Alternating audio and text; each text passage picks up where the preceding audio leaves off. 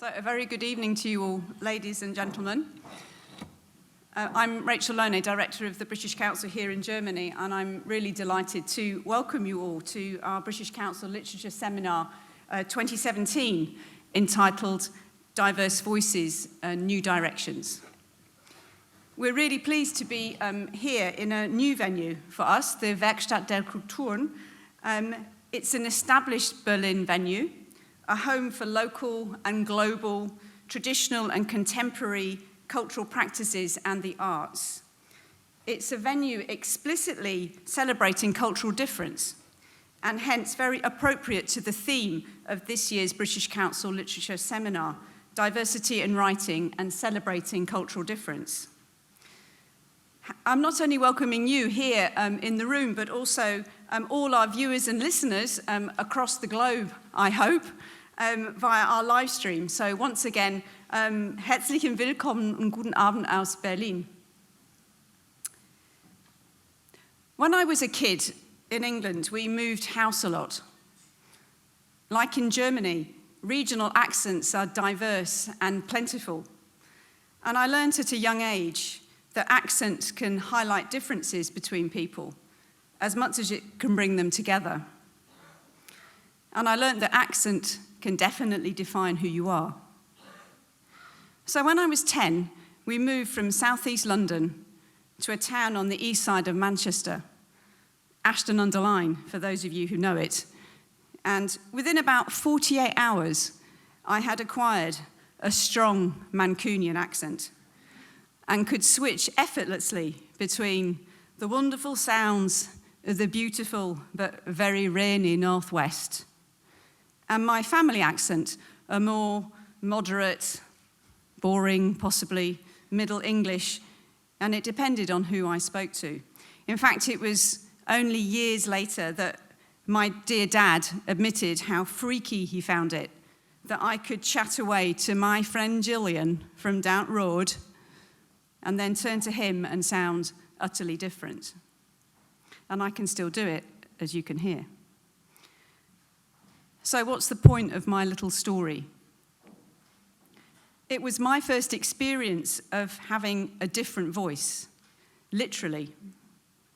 And a different voice opened doors. It allowed me to get to know a different people and a different culture. Yes, a really different culture in my own country, just 300 miles north of London.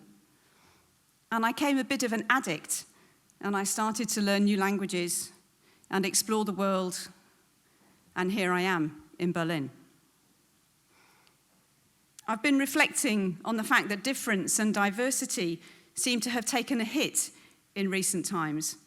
It seems that the world has taken a dark turn and is urging us to focus more on what divides us rather than what unites us.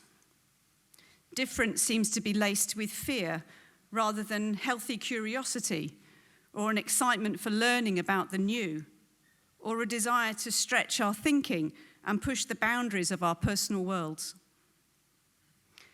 Standing here today, I cannot remain silent about what is happening in Europe and globally. The rise of populism, the rise of right-wing extremism, and the growing intolerance of difference.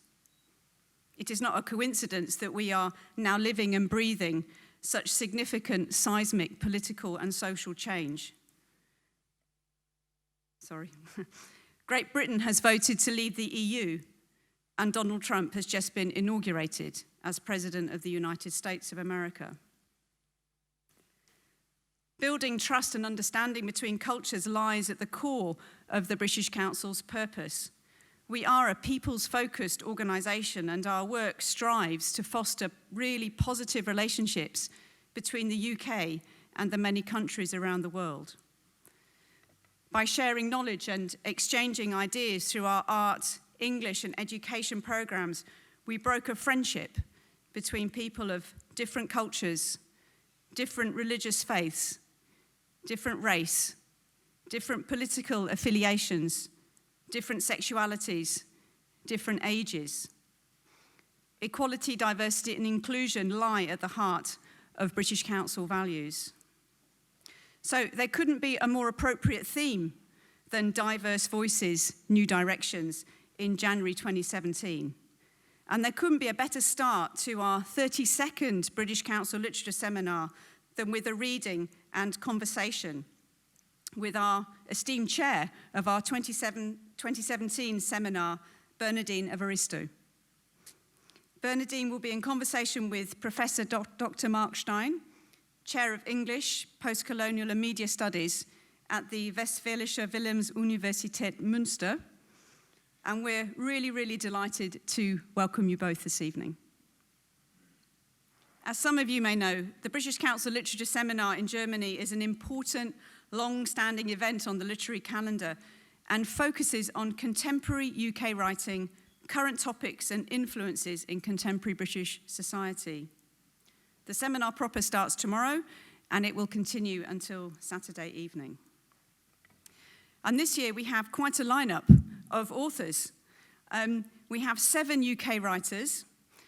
Alongside Bernardine, it's my great pleasure to welcome Catherine Johnson, Hari Kunzru, Nikesh Shukla, Irinasen Okoye, and tomorrow Malaika Booker and Sharon Dodua Otuu will join us from tomorrow morning.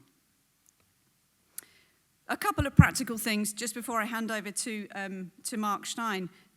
Just let me add 2 things.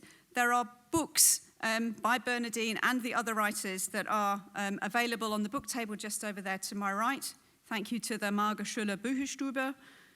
And at the end of the reading and conversation this evening, there is a reception downstairs in the lobby, and you're most warmly invited to have a glass of wine and carry on your conversation. So that's all from me. I wish you a really enjoyable and stimulating evening, and over to Mark and Bernardine. Thank you very much.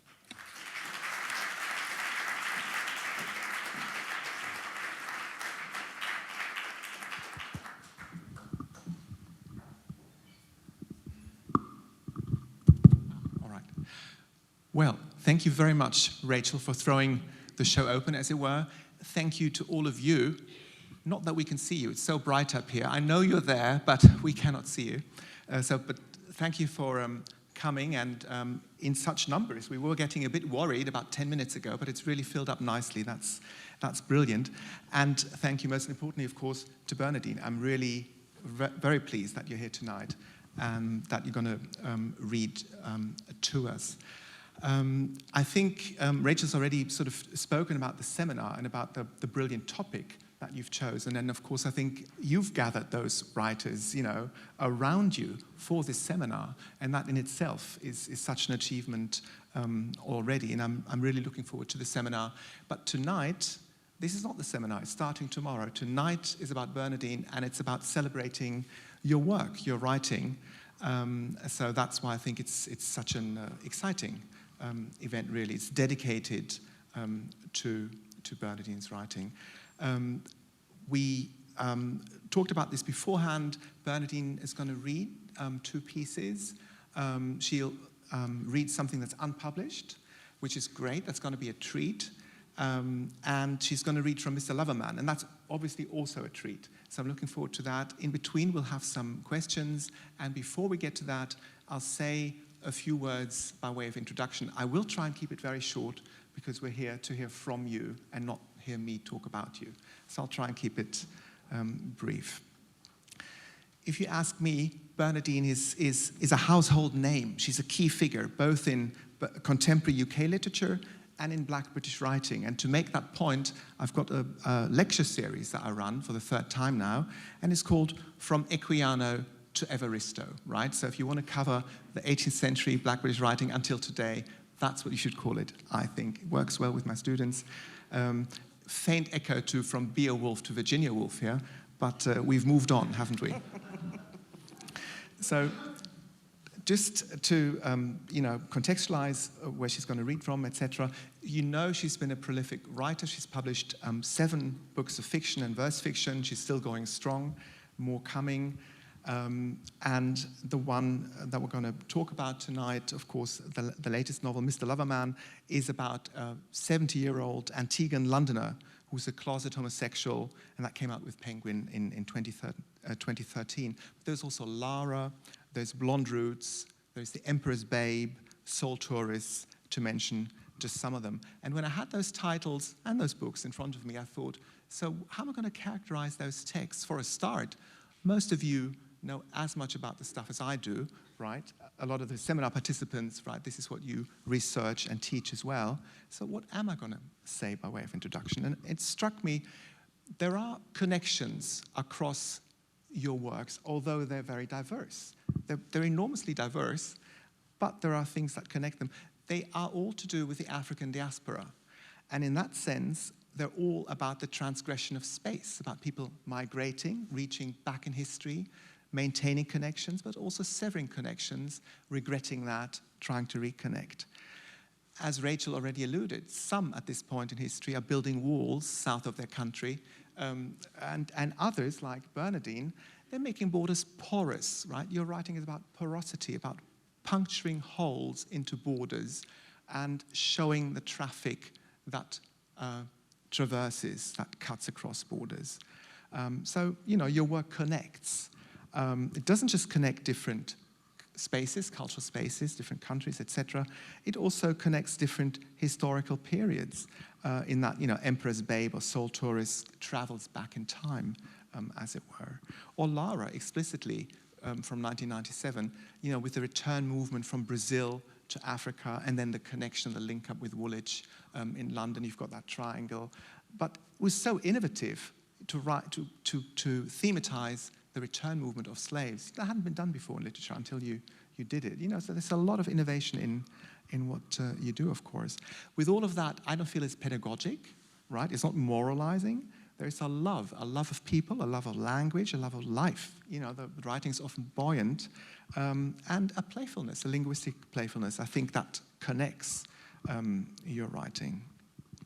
So we can teach those texts, but those texts aren't teacherly, right? You have to unpack them to teach them. I like that. There's a lot of humor in the work, humor to do with incongruity, with reversal, as in The Emperor's Babe, Blonde Roots, the reversal of slavery, and even when very serious or painful issues are addressed, you don't shy away from that, and you do that so successfully. Barry, the key character in Mr. Loverman, calls himself Barry-sexual. He shies away from the word homosexual, and he's not without his follies. In fact, for a lead character, he's, you know, there's a lot of negatives about him. And, you know, his long-suffering wife, Carmel. So you get a really rounded character in Barry, which I appreciate. The language he uses, you know, the antagonism you get. So we'll move into that, I think. Apart from, you know, full-length books, of course, and I'm looking at the watch already, she's worked in lots of other genres. Short stories, essays, poetry, lit crit, worked for stage as well, for the BBC, for the radio. 2 of her novels have been adapted for the stage too. And she's editing, can you imagine, on top of all of that. So she edited Poetry Review. The centenary issue of Poetry Review came out in 2012. And she's here because she tours as a writer. She's done 150 tours around the world, she tells me. So you wonder how you get all the writing done with all the reading, which is amazing. And I think that means you like to reach out and be in touch with your audience as well. That's how I read that. Currently, she's a professor at Brunel, professor of creative writing at Brunel in London. Bernardine's judged no end of literary prizes, like the Goldsmith Prize for Innovative Fiction. She founded the Brunel International African Poetry Prize.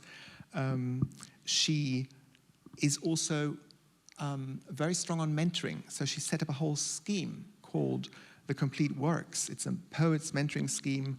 About 30 poets have been through that machine, and most of them are now very successful in terms of getting publishing contracts, getting prizes, etc. So it's really very good work. Malika Booker, who's coming tomorrow, is one of them. Warson Shire, Karen McCarthy-Wolf, you know, a long list of impressive names. She's won a lot of awards. I'm just looking at the time, so I'll have to cut that really short. But she was made a Fellow of the Royal Society of Arts in 2006, a Fellow of the Royal Society of Literature in 2004, and she joined their council. She's appointed to their council in 2016, and the Queen gave you an MBE on her birthday list in 2009. So well done. What else would one want? That's wonderful. On this note, perhaps I'll hand over the mic and ask you to perhaps contextualize what you're reading from, and then you can go for it. Okay, thank you. Thanks very much, Mark, and thank you very much to the British Council for inviting me to chair this seminar. I'm really looking forward to it. As you've just heard, we've got a great lineup of writers, and I hope you all stay for all of the sessions. So I'm going to read from two works. The first thing is my new novel, which I haven't finished yet, and it's a book about lots of different women in the UK, different parts of the UK. Some of them, one of them's in her 90s, one of them is a 13-year-old girl, and I feel that our voice as Black British women isn't really out there in British fiction much at all. So that's why I've written this book. So I thought I'd give you a bit of a taste about one of the characters. The trains glide to a full stop, and the doors automatically unlock to release the impatient feet of the city's economic warriors who stampede through the battalion of barriers, crisscrossing the concourse en route to work, turning the station into a war zone of brogues, boaters and loafers, pumps, trainers and stilettos. There goes Elizabeth Williams. Look at her in her smart tailored city clothes, the balletic slope of her shoulders, her superior air, straightened hair scraped back into a Marshall top knot, eyebrows plucked with calligraphic flair, her discreet no-nonsense jewelry of platinum and pearls, her seamless tights, her singing legs, her ice-pick stilettos. Elizabeth Williams, who thinks of little else but skyrocketing turbocharged into the stratosphere of the heavenly power brokers, who wants to defy the odds, to prove the naysayers hammering inside her head wrong. The who do you think you are's, and you don't belong up here, so get back down, down, down to where you really belong, swampland. There she goes, cutting a swathe through Liverpool Street Station with its intergalactic glass and steel ceiling propped up by towering Corinthian columns, walking towards the escalators and the soaring cathedral-esque windows, letting in a holy glow of morning light, past the mezzanine walkway. There she goes, waltzing past the platforms, relentlessly gorging and disgorging the mobile populace. There she goes, walking underneath the suspended timetable board, listing departures and arrivals articulated through the medium of glowing alphanumeric text, constantly flipping and updating, as announcements bellow from the clustered boomboxes, informing passengers about platform numbers and itemizing all stations en route to final destinations where this train will end. And the numerous delays due to vandalism on the tracks or leaves on the line, sun on the line or body under a train. Boof, how very inconsiderate. But not to her. To choose to throw yourself in front of a mechanical iron beast weighing thousands of tons and racing at a top speed of 140 miles per hour. To choose such a brutal and dramatic finale. Elizabeth can imagine what drives people to such despair, knows what it's like to appear normal, but to feel yourself swaying just one leap away from the amassed crowds on the platform, who carry enough hope in their hearts to stay alive, swaying just one leap away from eternal peace. But those times for Elizabeth, at least, are deep in her past. Today, she feels very much alive, very much looking forward, as they say at work, to the next window of opportunity. Today, she is a willing orchestral player in the cacophony of London's busiest station, with a footfall of nearly 150 million pairs of living feet every year, thrice the number of Charing Cross or King's Cross St Pancras, the anonymous convergence of commuters who are 99.9% genetically identical as human beings, regardless of their visual packaging and the pseudoscience of physiognomies, regardless of their ancestry and the inherited patterns of their predecessors, passed down unnoticed through the generations. a tilt of the head, a point of view, a work ethic, survival instinct, genetic diseases. Regardless of their psychological wiring, warped, tangled, shorted, electrocuted, like her. But look at her, so perfectly composed, so poised and in control, socialized to be out in public like all people functioning as reasonable members of society this Monday morning where all dramas are interiorized. There she goes, just another ambitious finance worker whose daily lexicon revolves around the orbit of equities, futures, and financial modeling, who spends her days as a banking analyst, immersed in a universe where fiscal cells split off to create gazillions replicas of themselves, spinning off into beautiful infinity and filling other people's coffers with the glittering stars of wealth that make the world go around. Her idea of surfing the net is to track stocks way past her bedtime. Her idea of bedtime reading is to scrutinize the profitability of businesses and prepare investment plans for the commodities of the African and Asian markets. The darkness of night pouring into her study through its old-fashioned sash window, her face bathed in the blue light of her hypnotically addictive 24-inch iMac, the computer screen where she alone, it seems, ignores the parallel universe of social media and what she considers its time-sucked temptations. Life is too short to deviate from her greater purpose and to waste on people who cannot escalate her ambitions, right? At least her addiction to the electronic motherboard is productive, she tries to convince herself as she clicks on the never-ending monetary websites of cyberspace that pop up, NASDAQ, Wall Street Journal, London Stock Exchange, while monitoring the international news that affects market conditions.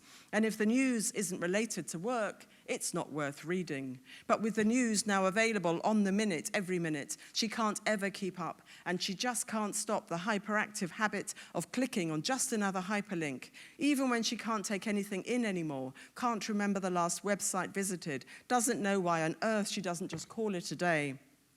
Even when she knows, she'll fall asleep at her desk, usually in the post-midnight hours, only to awaken hours later and drag herself bleary-eyed to bed. The terror of the gods of theta and delta who rob her of the consciousness that protects her. Sleep. Sleep when bad things happen to bad little girls who ask for it.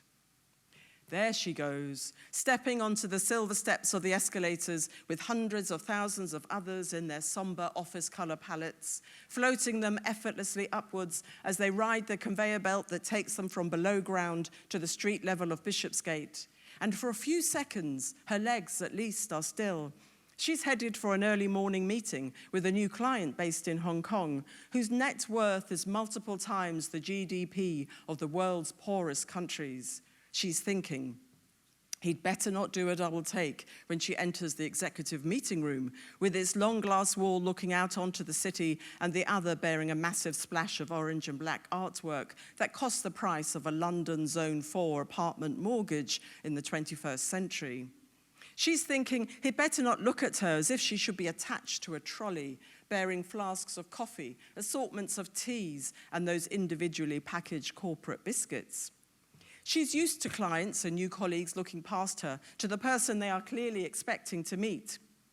She will stride up to the client and shake his hand firmly, yet femininely, while looking him warmly, yet confidently in the eye, while smiling sweetly and delivering her name unto him with perfectly clipped received pronunciation, showing off her pretty, thank God they're not too thick, lips, coated in a discreet shade of pink, bearing her perfect Nigerian teeth as he adjusts to the collision between reality and expectation, and tries not to show it, as she assumes control of the situation and the conversation. It's all about having the upper hand with Elizabeth, and she takes these little conquests as she imagines them when she can. Perhaps he'll find himself unexpectedly attracted to the exoticism of her. They often are, the imperceptible giveaway vibes which the more refined try to hide. Unlike the Nigerian petrochemical billionaire last year, draped in gold-threaded robes and escorted by bodyguards, who wanted to expand his investment portfolio into copper, who fancied her as his third wife and said it outright on their third meeting, offering a 4-carat diamond engagement ring, which she had to decline, of course, sadly, the ring too, as if she were the kind of woman who'd amputate her aspirations to spend her life as one of his decorative appendages. Although she strung him along for a dinner date before she did so, in the private dining room in the Royal Suite of the Savoy, where he stayed when in town. Today, she will force herself to project a positive approach to her meeting. After all, her shelves are stacked with motivational books ordered from America on Amazon, telling her to visualize the future you want to create, believe you can, and you're halfway there. And if you project a powerful persona, you will attract respect. So what will her meeting be? Fan-bloody-tastic. But you know what? She can't help herself remembering at random moments such as this one, all the little hurts, the motorway pile-up of grievances, the new colleagues or business associates who compliment her on being so articulate, unable to hide the surprise in their voices, so that she has to pretend not to be offended and to smile graciously, as if the compliment is indeed that.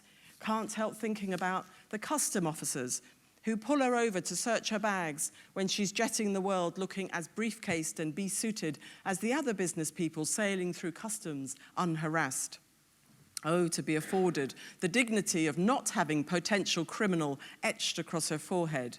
Oh, to be free of such baggage. Oh, to be one of the unharassed of this world, who take it for granted that it is their right to surf the globe, unhindered, unsuspected, respected. Damn, damn, damn, as the escalator goes up, up, up. Delete all negative thoughts, Elizabeth, because they will destroy your peace of mind. Cleanse your body and your mind of all negativity that stifles happiness and reduces personal progress. Release the past and look to the future with positivity and the lightness of a child unencumbered by emotional baggage. Life is an adventure to be embraced with an open mind and loving heart for all mankind. But there was that one time at the start of her career, even though she told them she was there to meet a team from their own country's national bank and took out the documentation to show them, which they refused to look at, that one time in a country known for its terrible record on human rights, her body invaded, as if she was some impoverished mule with half a kilo of white powder stuffed up her fanny or waiting to be evacuated out of her bowels in the little plastic bags she obviously must have had for breakfast that morning. The invasion of alien hands in some windowless dungeon-like room, cut off from the flow of the airport while another grubby immigration official in a sweat-stained blue uniform watched. It brought back such memories she'd locked away. It was all she could do not to collapse on the floor of the interrogation room. Everything she'd become, worked for, the humiliation, oh yay. Make way, we say. Make way for the formidable Elizabeth today, who steps off the escalator and begins to move down Bishopsgate with the inner force of a swinging wrecking ball through the choreographic chaos of the rushing hour, as into the city we pour, to the stereophonic sound of buildings pulled down, new skylines going up, the ground pounded by vibrato drills, the scat of hammers and chisels, and the steel-toed boots of hod carriers dragging on grainy concrete like the tired scraping of a washboard. It is the noise of this polyphonic, poly-tongued, polydemographically always metamorphosing metropolis. The noise of the trumpeting, rumbling reverberations of gas-guzzling, planet-destroying modes of fuel transportation. The double-deckers, single-deckers, taxis, lorries, vans, cars, and those damn motorbikes revving threateningly at traffic lights while we, harmless, single-engined, bipedal pedestrians, brave the ritualistically risky improvisation of the simple act of crossing the road. As she takes the long road round to get in just a little more exercise, as she will spend most of the next 14 hours mostly sitting down on the last leg of her journey towards her place of work near the river, where it was clear from her first day on the job that she was expected to be as groomed as her executive counterparts on American television dramas. who miraculously spend their working day wearing bondage-tight skirts and vertiginous, destabilizing heels that make their feet resemble latter-day concubines from China's 1,000-year history of bound feet. The erogenous zones of crushed muscles and cramped bones encased in upmarket strippers' heels. Elizabeth watches just enough of these television series starring female lawyers, detectives, and politicians, House of Cards, Scandal, The Good Wife, the CSI drama series. Popular, unusually, with both sexes to provide casual conversation fodder with the colleagues she needs to bond with at the water cooler. If this is what it will take, then she will cripple herself as a sure sign of her education, intellect, skills, and leadership potential. Her morning mantra in the bathroom mirror, I am highly presentable, likable, clubbable, relatable, promotable, and successful. I am highly presentable, likable, clubbable, relatable, promotable, and successful. I am highly presentable, likable, clubbable, relatable, promotable, and successful. Yet sometimes, we see her alone in her flat with its elegant eggshell walls, blonde wood floors, and pristine business hotel furnishings, as she's hardly ever there long enough to leave the marks of serious domesticity, hardly ever there except to sleep on the high thread count of her soft Egyptian cotton linen, sometimes with Freddie, which is nice, hardly ever there except to step into the glass and marble cubicle of her multi-jet power shower, often set to cold, even in winter, so that she shocks whatever demon has haunted her in her sleeping hours.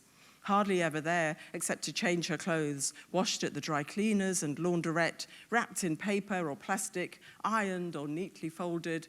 Hardly ever there except to whip some egg whites, tomatoes, mushrooms, and goat's cheese into an omelette, except to dance. Sometimes. Look, forget the client trips to the ballet and opera, which bore her. Forget the fact that she's got Vivaldi's Four Seasons as her ringtone, the public face of her musical taste. Look at our girl last night, for example, dancing, alone in her pajamas with muted lighting and curtains drawn, dancing like a warrior queen to the frenzied beats of the war-painted shamanistic Afrobeat funk father, Fela Kuti, who rips apart her emotions with his polyrhythmic percussions and unashamedly flatulent horns, blasting away all pretense of niceness with his anti-corruption, lyrical, political broadsides. Or the futuristic psychedelics of Parliament Funkadelic, who teleport their freakalicious mothership logic into her brain, activating its neglected right side with their crazy imagination and outrageously costumed performances that she loves to watch on YouTube while dancing. All flailing limbs, crazy jerky movements, zombie eyes, dancing for herself, out of her head, into her body, out of it, for the hell of it, feeling it, freeing it, with nobody watching, nobody judging. Moving on to James Brown, Godfather of Soul. Get on up, Elizabeth. Okay, that's it from that. Thank you.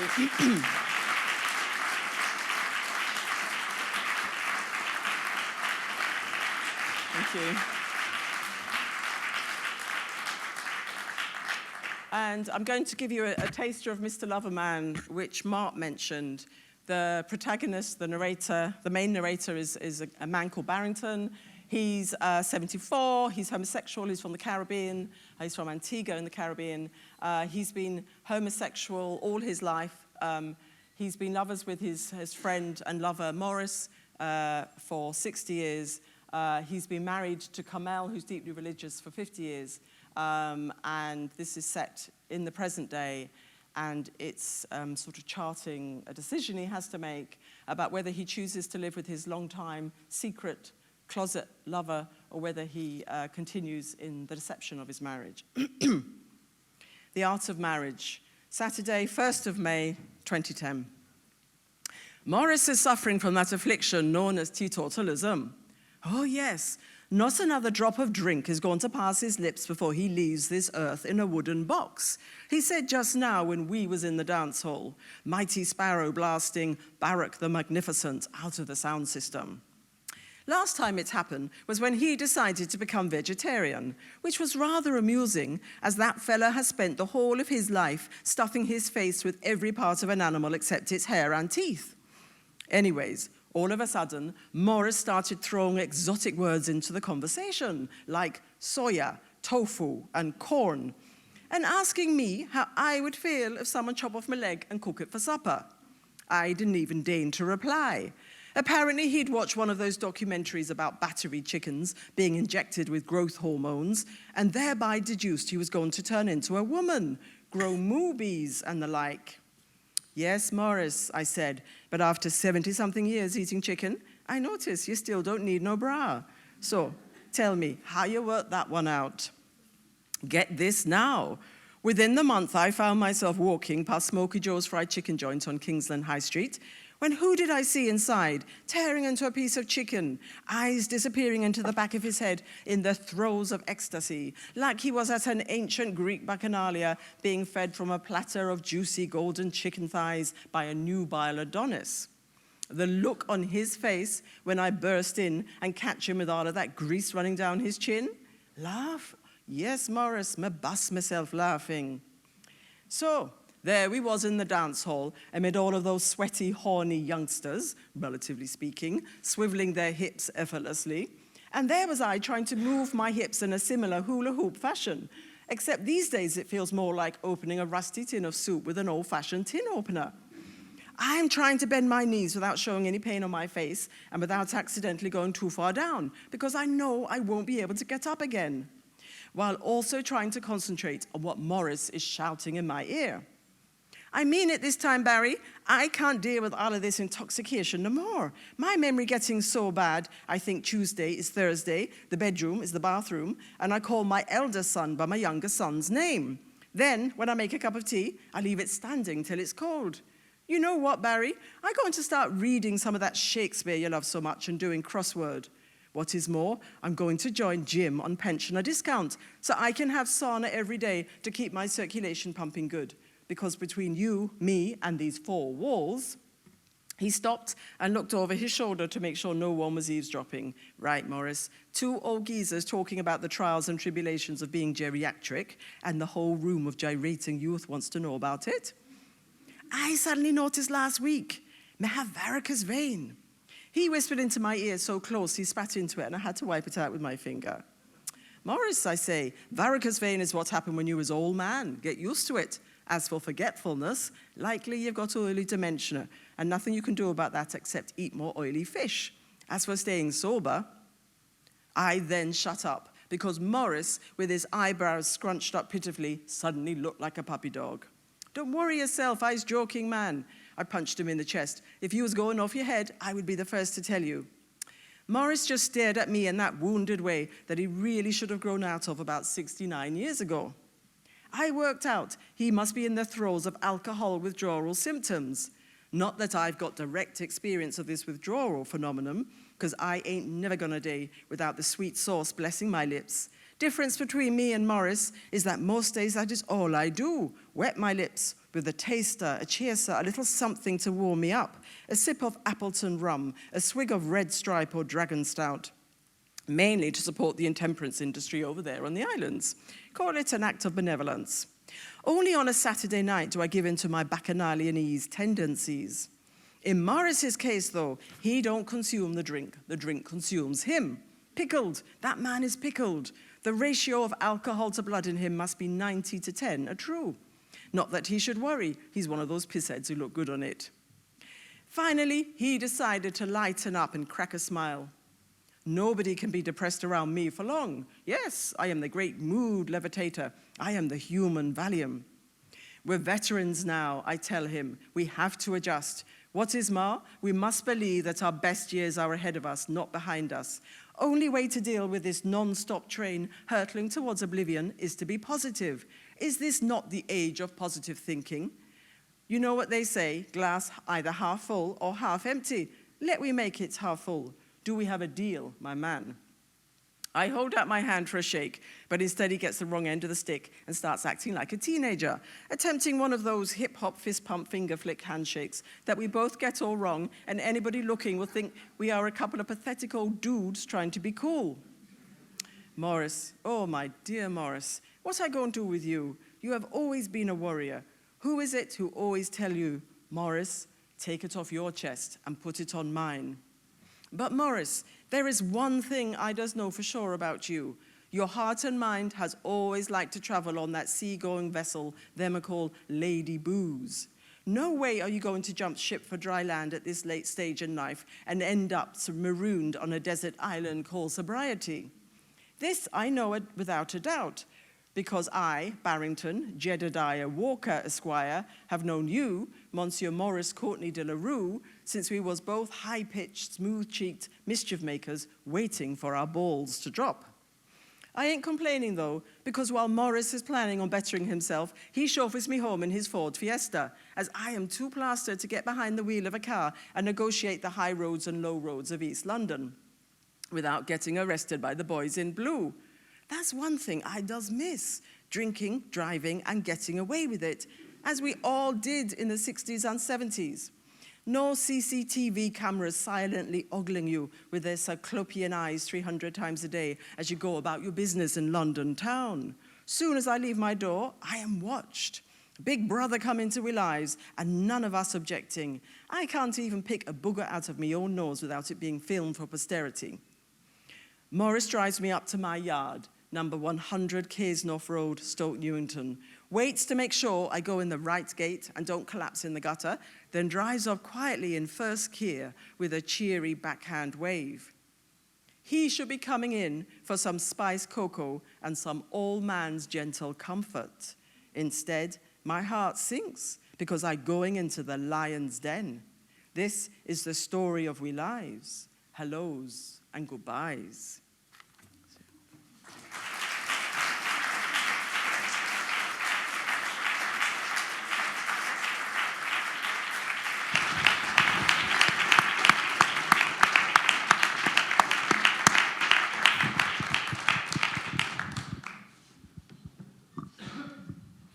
Thank you so much, Bernardine. You can tell we all loved it and really, really enjoyed it.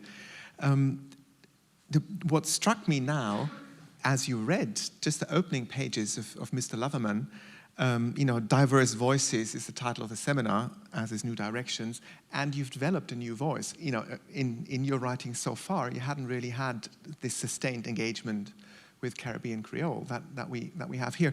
And if you read the novel, from the page, it only hits you every so often, that you're indicating it's Caribbean Creole. But as you read it, this is a sustained voice. I mean, Barry plays with it. It's not that the whole book is like that.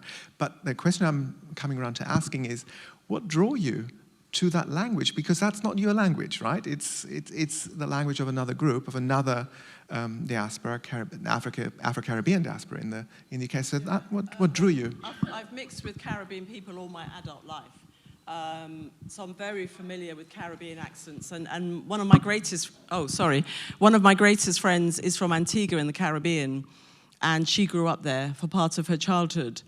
So when I started writing Barry, I heard her voice, which is in fact why he's Antiguan, partly why he's Antiguan, because it was very easy for me to hear her, although he is not her, obviously, but I could hear the rhythms and cadences and some of the expressions that she has. You haven't asked this question, but I'll answer it. People often wonder why I wrote the book, because it's so removed from my life. There's an organisation in the UK called the Arvin Foundation, and they're a creative writing organisation, and I was mentoring some people for them, and I found myself in a situation where I was a student in a creative writing workshop, which never happens, and the tutor in the workshop, who was one of the other mentors, she had all these photographs on a table, and they were passport photographs. She said, I want you to pick one. And so I picked this older Caribbean, he looked like an older Caribbean man. And she said, now I want you to imagine this character standing in front of a mirror taking his or her clothes off and to write it. And I did that, and that was the beginning of the novel, because his voice came through immediately, and then he started talking about Cedric and Cedric's arse. And I was thinking, Cedric is Morris now. And I was like, oh, I think he might be gay. So this is what's interesting about writing, is that sometimes you just don't know where it's going to take you. But it has been a preoccupation of mine, the sort of the limited kind of representations of black characters we have in Britain, and certainly gay characters, black gay characters are all but invisible. So it felt natural to develop his voice. And I was working on another novel at the time. I've been working on it for 2 years, and it was about an African man who goes to Cornwall in the 19th century and works down a tin mine. And I have a tendency to write books and then sometimes a whole book and throw it away. And I realized that I hadn't really got into this character, this story. And when I left it, I had to leave it, you know, when I was off traveling or whatever. When I left it for a while, I wasn't enthusiastic about going back to pick it up. But as soon as I wrote Barry's character, I was excited. He excited me. And I was familiar with older Caribbean people through my friendships. And he came very naturally. So in a sense, his voice emerged fully formed. And it felt very natural to write it.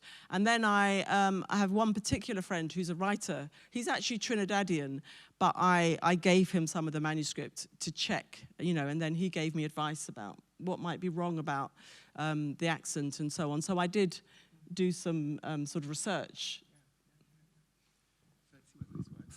Oh, it does.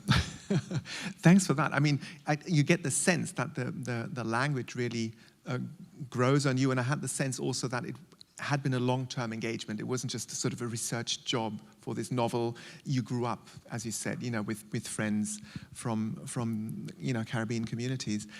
But it's interesting to develop what you've just been saying further.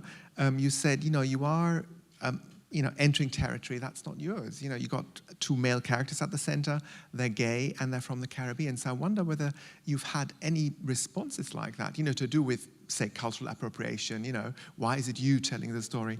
Yeah, I haven't, but I think if people are annoyed with me, they're not necessarily going to say it to my face. So you never quite know what's going on out there.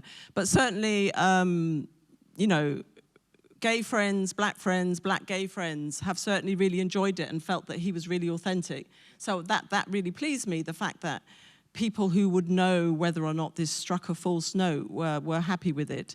And in fact, one of the stories I tell about this book is that I didn't know any septuagenarian gay Caribbean men when I wrote it. But I do now. I know several in their 70s and 80s, and they came to me through Facebook, and they read the book and enjoyed it. And that was a great validation of the book, that these people who I didn't know kind of came out of the woodwork, and they've been gay all their lives and in the closet, and some of them have been married and are married. And so, yeah, one of the things about writing male characters for me, and I have written several male characters, I think, you know, often male writers don't write female protagonists. And I think perhaps people, they might not be interested, but also they may feel that they're too divorced from themselves, that sort of men are just too different, women are too different to men, and they don't know how to get into their shoes. And I think it's a job as a writer is to inhabit characters who are not yourself. So there's a little bit of me in Lara, and I'm not really in the rest of my books. It's my job to create characters who are people out there in the world, in the present, in the past, and to somehow bring them alive. I used to be an actress, and the job of being an actor is to inhabit other characters. And I feel that as a writer, it's probably why I like writing in the first person. It helps me, you know, write in the first person, and it helps me get inside them. And that's what I was doing with this book. So, yeah, I didn't get any negative criticism, I don't think, no. And I didn't mean you should, of course. I mean, no, but I mean, there are people out there, right? Yeah, so yeah. It is an issue. I think you're shuffling with your feet and you want to get your questions in, but I've got 1 or 2 more, so bear with me. I mean, I was quite interested in the scene in the book where Barry, as you said, he's kept his secret. He's been in the closet for over 50 years, and he comes out, not that he's planned to. His nephew Daniel invites some mates over in the middle of the night, and they're playing some music, some homophobic music actually, and that wakes him up. He goes downstairs and he comes out without meaning to, and he hears the voice, he hears what he said, it's quite graphic, and he says, was that my voice? Who uttered these words?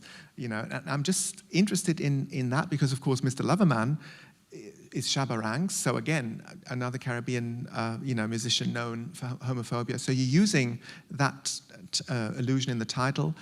Barry and Morris make love to that tune. So arguably they're queering Shabba Ranks music, but it's actually that type of music that forces Barry to come out, which is probably a good thing in the book, looking at the ending. So what would you say, the relevance of music here?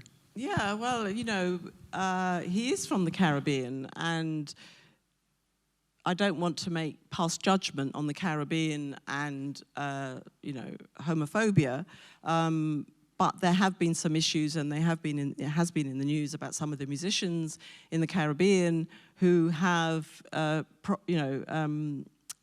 promoted homophobia among their listeners through their lyrics. And I felt that one of the things I wanted to do, and in fact the song, of course, the title Mr. Loverman is from that. So one of the things I wanted to do was to use the music in a way that was drawing attention to it and exposing it and challenging it and appropriating it, in fact, for my own purposes. So yeah, that was what was behind it. I mean, why I'm intrigued by that is it also sends a message. These issues can be dealt with, right? That music, that song is appropriated by this couple, and they use it, to their own ends, as it were. Or the nephew's at first ashamed because, of his granddad coming out in front of his friends. A year later, he's separated from those friends, and he's quite proud of his granddad, and he's using him for political purposes, it seems, So the novel does suggest, there is change. There is, change is possible. It takes Barry a long time, but his wife Carmel moves on, and that's quite optimistic about a story which has, sadness. It had to be optimistic, really. And one of the things that sort of my gay friend said, thank God you didn't kill anyone at the end, because they were so used to homosexual novels where, one of the homosexual protagonists is killed, probably dies of AIDS or something. So they were very happy, and I felt that it had to have a positive ending because I was bringing, in a sense, I was outing these two much older Caribbean men, and I couldn't have it ending disastrously. And just to say, there are other characters in the novel. So the wife, Carmel, as I said, is deeply religious. So she also has her own narrative arc. I won't say what it is because I don't want, to spoil it. But she goes on a journey. But she is somebody who has lived with somebody who has deceived her for the whole of their marriage. And in fact, people have said to me, oh, that's not true. Not people from the Caribbean, but other people have said to me, that's not true, she would have known something. Well, actually, she suspects that he has women. And I think it's very true, and I do know instances, and maybe you do, of where people are in these very long-term relationships and marriages, where there is some crucial deception taking place, and people don't see it, maybe choose not to see it, or it's just completely hidden from them.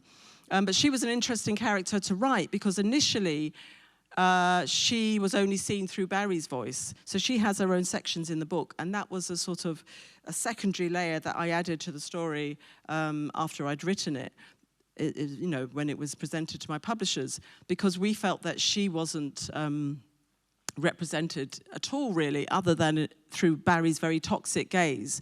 So Carmel has these sections where you hopefully understand what it was like for her as a 16-year-old on this tiny island in the Caribbean, marrying this handsome, charming, older man in his early 20s back in 1960. Was it 1950? No, 1960. And then it follows her journey through the book of how she has dealt with this relationship. He's also got two daughters who are middle-aged, one's 50, one's 40, and the grandson, Daniel. And it's also about these sisters and daughters and how they respond to him and their relationships, and also the grandson's relationship to him. So I want it to be about the impact and the fear that he has growing, living a life in the closet of losing everything that he has, his community, his family, his community in Stoke Newington, in Hackney, his identity, and so on.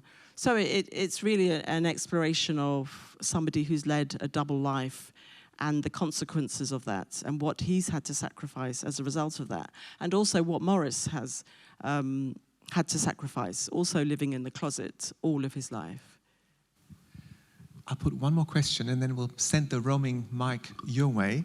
And you've suggested it to me really by bringing Carmel in. I mean, Carmel has this this front room, which gets trashed by Danny and his friends, of course, but it's like a museum. It's full of stuff that she's collected. Barry's not allowed in, but I'm interested in the materialism. All those material objects in the novel. They drive off in a lovely car at the end of the book. They restore an old car. The house itself, the home, is so important to Barry. That's what provokes him, because this sacred front room is being vandalized. That, gets him going along with the music. So that's interesting, I think. Yes. So, does anybody know about the Caribbean front room? Yes. Catherine knows about the Caribbean front room. So, certainly that generation of migrants from the Caribbean, they always had a front room, which is very much the front room I have in the book, which is just crammed full of ornaments, and often the children are not allowed in there. It's a special room.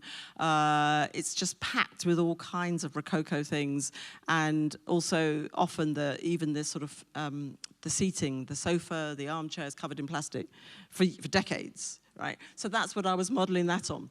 But the sort of deeper thing is that one of the things I wanted to do with this character was, another expectation people had when I told them about the book was that he would be poor, suffering, sitting in living in a one-room council flat with a little heater, unable to heat himself, and that he would be a victim.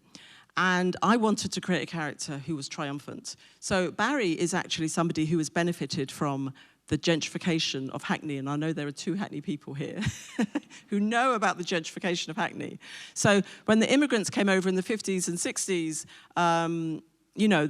Hackney was very run down. It was a very cheap place to live. For anyone who knows Hackney now, it's incredibly gentrified, not completely, but almost completely, and the properties are going for millions of pounds. And Barry worked in a factory, Ford's car factory, all his life, but at the same time, he got into property, buying properties really cheap and doing them up. He's a multimillionaire. He doesn't live the life of a multimillionaire, but he is a multimillionaire. So he is somebody who has made a success, certainly financial success, of his life in the UK. He's also someone who's self-educated. He considers himself to be very erudite. He goes out raving, as you saw when I read from that section. So he goes out dancing with Morris. They still have sex. So I wanted him to be a triumphant figure, not a perfect figure. You don't want to create perfect characters, obviously, in fiction, but somebody who has a major flaw in that hasn't been able to be brave enough to come out. But in all the other areas of his life, he's kind of had a lot of success, and he still has a lot of vitality and energy and looking to the future and so on. So I wanted to sort of smash all those expectations that people might have, especially young people. My students, they'll write a really old character in their mind, and I'll say, how old is the character? And they'll say 50. And this is somebody with a walking stick, So especially for younger people, they think if somebody's 74, the sex stopped 50 years ago, and, they're decrepit and they've given up on life. So I had to create somebody who had such a life force. One of the things about writing, there is a sex scene between Barry and Morris, and that was very difficult. I didn't know how to do it. And I went on the internet and came up against paywalls, and I thought, I can't go into these paywalls because I don't know what's there. So that was a challenge, actually. That was a challenge for me, how to write sort of how they would have sex together. I didn't really know. And the other thing I wanted to say was that people are very familiar with Samuel Selvon's The Lonely Londoners. It's a seminal text from the 1950s. It's a very sexist text, which seems to be greatly overlooked by most academics, I have to say. It's a very male text. It's not representative of women who came over during that era. It's a very heterosexual text. And when I was looking into sort of gay fiction from the sort of Caribbean, the sort of Afro-Caribbean literature, landscape, past and present, I didn't find anything that had been published in the UK, apart from Andrew Sorkey's Escape to an Autumn Pavement, which some people might know, which is kind of slightly an exploration of bisexuality, but he never quite spells it out. But it was published in 1960, so it was a very brave thing to do, to publish that then when homosexuality was illegal. So, yeah, so I did feel this sort of responsibility that not only would I be taking British fiction into new territory, I think. I don't want to make a big grandiose claim, but I wasn't aware of other books like this, and certainly not of that generation. But I also felt I would just smash a few other stereotypes that people might have expectations about that sort of character and culture. Right, so we'll throw it open now, and is there somebody who will pass the mic around? Oh, you've got one. Oh dear, have we got questions? It's hard to see now. Yes, over there, thank you. Maybe it's not about literature or something, more about culture. Perhaps not about your book, but you did some research, you said. I wanted to know how dangerous is it to live as a gay man or as a gay woman in Jamaica? Is there a lot of violence? Is there a lot of hate? Oh, okay, slightly out of my field, but I think I think yes, possibly in certain communities for sure. We know, we can't deny it.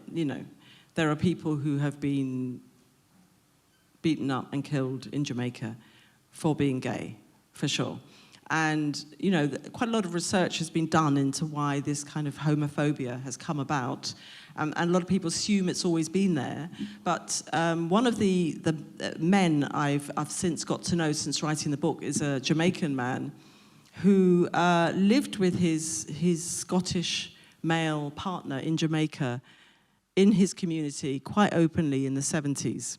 And that was really interesting for them to say that. And they were talking about how they wouldn't be able to do that now. And I think sort of evangelical religion has had a part to play in the Caribbean with stirring up homophobia as it has in Africa. So it's a big issue, but it's not really my area.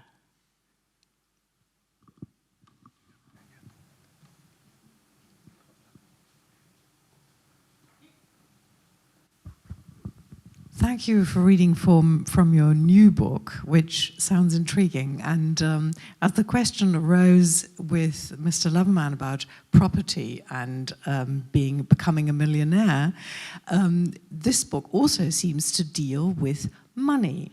It also seems to be about London, which is, those two things seem to go together in a major way. And I just wondered if you would care to comment a bit more about how important London is as the background for your writing in general and for this new novel in particular. It has been very important, but I have to say that section that I read is not representative of the whole novel. So some of it takes place in London, most of it doesn't. So there are, as I said, there are some characters all over the UK, because I really want to engage with the idea of the whole of Britain being a place that has black communities. And as it happens, most of us who write literature, black British literature, we tend to live in London. And it's very easy to write about London.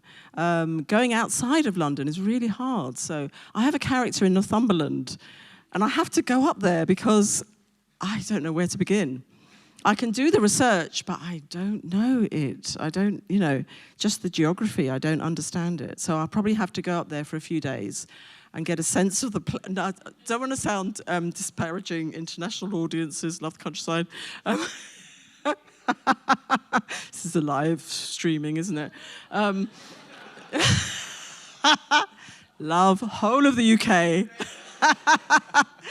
No, I'm saying I have to. It's just, it's more work. It's more work. We're going to be talking to Catherine tomorrow, Catherine Johnson there. And what's great about her is that she does travel around the UK with her fiction. So, yeah, it's easier. It's the part of the UK that I am most attached to. It's a very rich part of the UK. Its history goes, its recorded history is very deep. We still have parts of the Roman wall there. My verse novel, The Emperor's Babe, is about a black girl growing up in Roman London nearly 2,000 years ago. And that to me was so exciting to recreate London as a city that was colonized by the Romans, as it was, you know, Londinium. Britain was a part of the Roman Empire for 400 years. My novel Blonde Roots is a satire where I create an alternate universe where Africans enslave Europeans, and London becomes Londolo, which is run by the Mbossans, who are the African slave traders who live in the United Kingdom of Great Mbossa. So I love doing different things with London. The money thing, I think it is just this character. I don't think the others are obsessed, but maybe psychologically, maybe, you know, as a writer, you think, well, it's nothing to do with me, but maybe it is. You know, maybe when you haven't had much of it, you like the idea of writing about people who have it.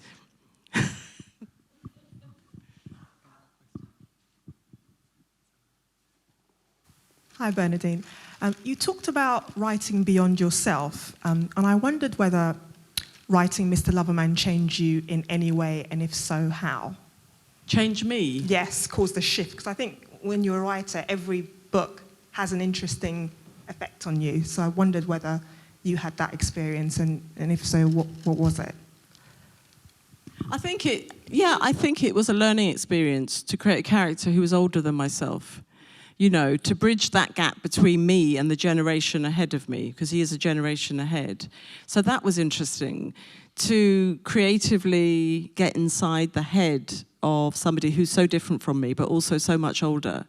So it was kind of, it may sound a bit strange, but it was kind of affirming for me that actually it's going to come quite quickly, that age, and that it can be an age where you can take your life in a new direction and you can lead a very fulfilled life. Perhaps that was the learning curve for me with that book.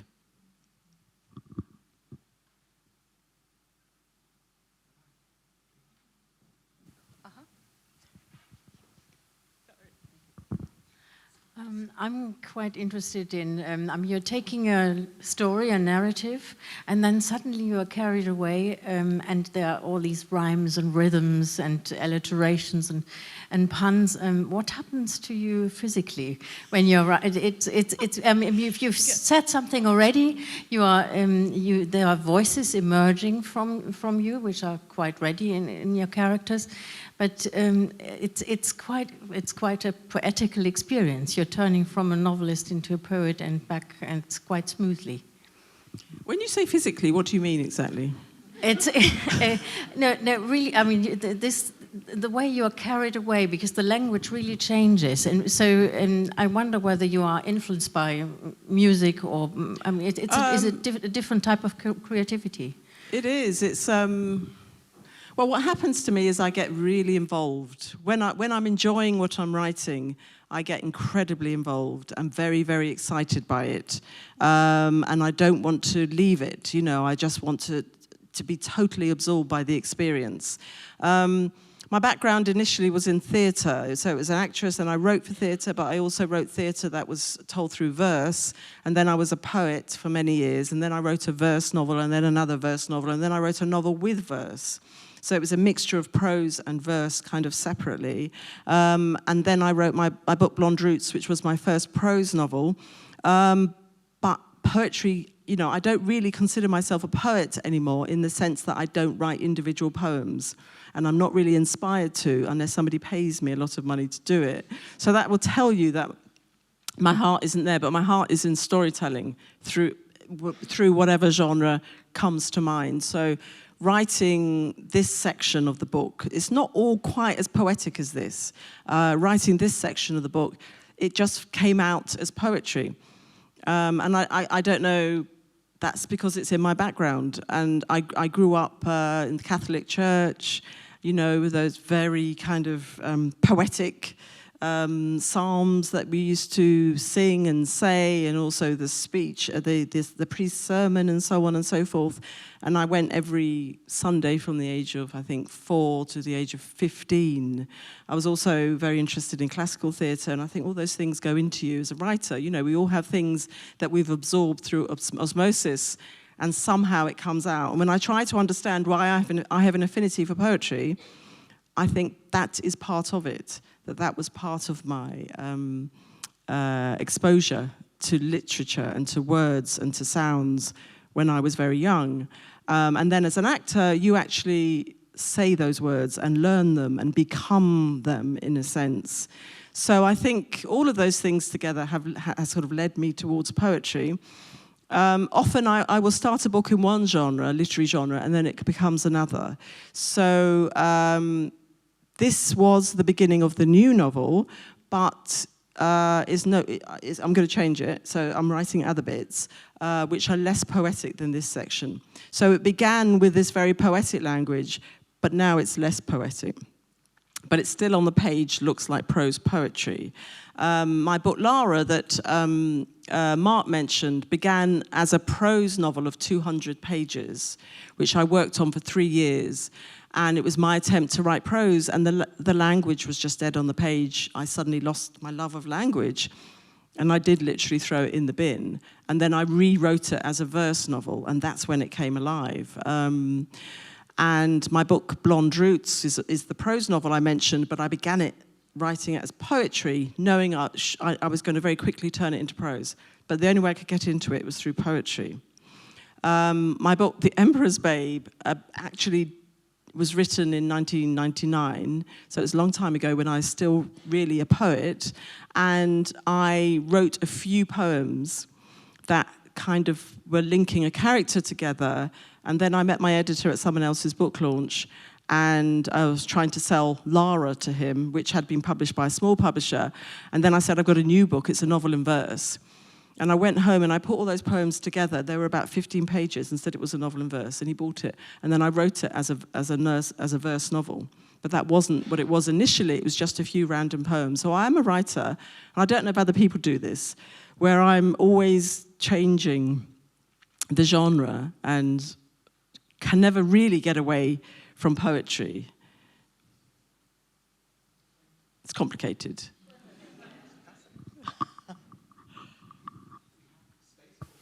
One or two more questions. There's one in the back. Mm-hmm.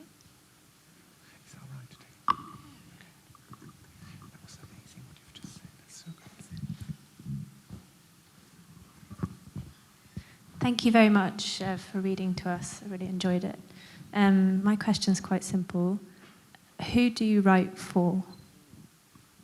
Ooh, well, I think it's very hard to write for a particular audience, for myself. There are people who will write in certain genres, and that is absolutely aimed at a particular kind of audience. I've never really had a particular audience in mind, because I feel that if I did have an audience in mind, they would become the sort of policeman in my head, telling me what I should and shouldn't write. So I will write a book, and it will land where it lands. In the UK, we know that most people who buy books are middle-aged women. So that's a fact, that's a statistical fact. So I guess they're the people who are reading the books, and in a sense, shaping the sort of, perhaps the publishing tastes of the publishers. But anyway, we can talk about that during the seminar. But yeah, I don't really have a particular audience in mind, but with the new book that I'm writing, I did think to myself, what if I just aim this at black women? Because who writes for us? You know, there's always, the industry is so not composed of black people in any way, including the critics and so on. So I thought, what if I just think, well, this is just for black women. Now other people like it, fine. So there is a part of me that is thinking that. And that's the first time that I'm thinking that since I've been publishing books. Yep.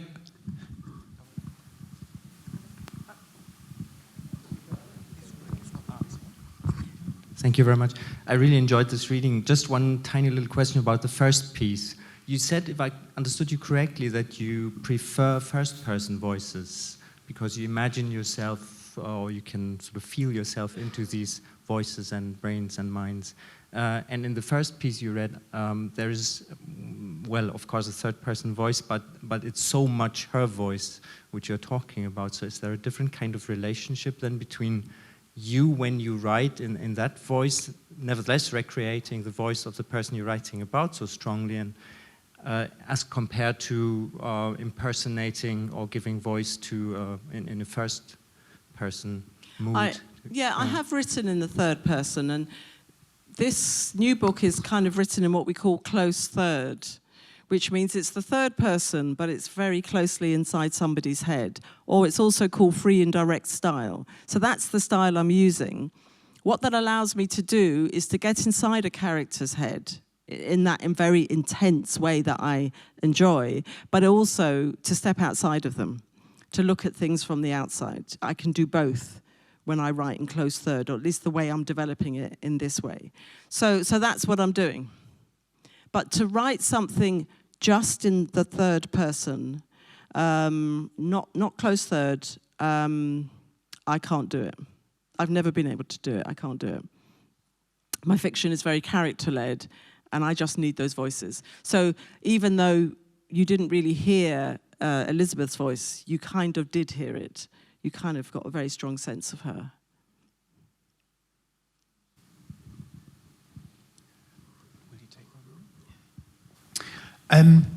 I read about that Mr. Loverman is in development with BBC. First question, how far is the development? Second question, how much are you involved in the development to make a screenplay of it? And third draft, you write very visual. How easy or not easy is it for you to see other people, to visualize your ideas? I love visual. I love writing visually. You know, that's very, very natural to me. I have to see things. I have to see my characters. I have to create a very strong sense of place. So visual writing is what I do. You know, that's been a constant. It is in development with the BBC, and I'm writing the script. So that's a learning curve for me because it's a completely different genre that I never thought I'd explore. And we're just about to sign off on the first episode, and then we'll see if it is commissioned. So I don't really want to say too much about it, but let's see, yeah.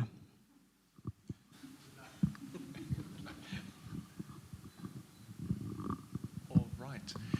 I think this is a good moment to draw this to a close. We've had a wonderful start for this seminar, and we've had this lovely start not just because of the reading that you offered us, but also because you were prepared to engage, you know, with those questions so much. You really shared a lot. I felt I've learned a lot, and I hope you all have.